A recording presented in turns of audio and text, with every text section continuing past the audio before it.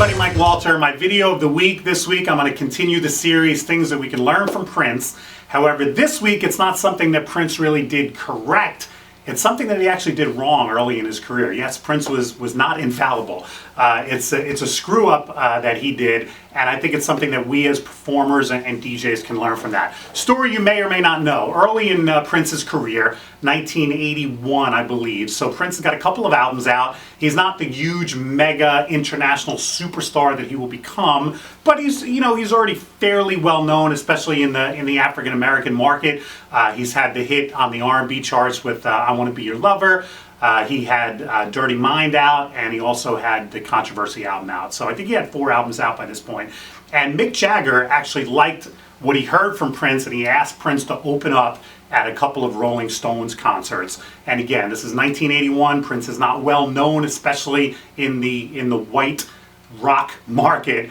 Fairly safe to say that most of the people at a Rolling Stones concert in 1981 had never heard of Prince. Well, Prince comes out to open these shows wearing what he was typically wearing at the time, which was not much and was pretty risque.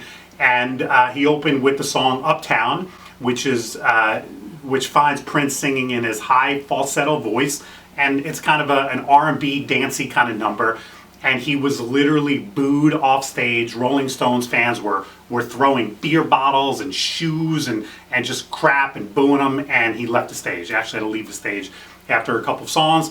He didn't even want to do the next night, but Mick Jagger called him on the phone and talked him into it. He did night number 2 again, didn't change his style, didn't change his set list, didn't change his attire, got booed off the stage again, even more mercilessly on night 2.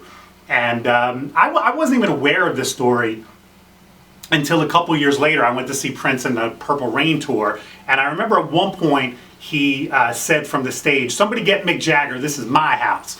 And he was right. At that point, Prince was up here, and as far as his popularity and his fame, and that was his house. I went to see him out at Nassau Coliseum, and the place was filled with Prince fans, and that was his house. But the Rolling Stones concert was not his house. And what Prince should have done at that show, and it's something we can learn from, is he should have adjusted his set list and his attire to match his audience. Now, that's not to say you can't be an artist, and it's not to say that you can't have your style and push your style out there, but Prince would have been a lot more effective if he had tweaked things a little bit and still played to that audience. He probably wouldn't have gotten booed off, and it wouldn't have been kind of a low light in his career. So my advice to you and to myself, and something that we can learn from Prince this time around, is you have to look at your audience, and you have to change your programming to fit who you're playing to. Sometimes you even have to change your attire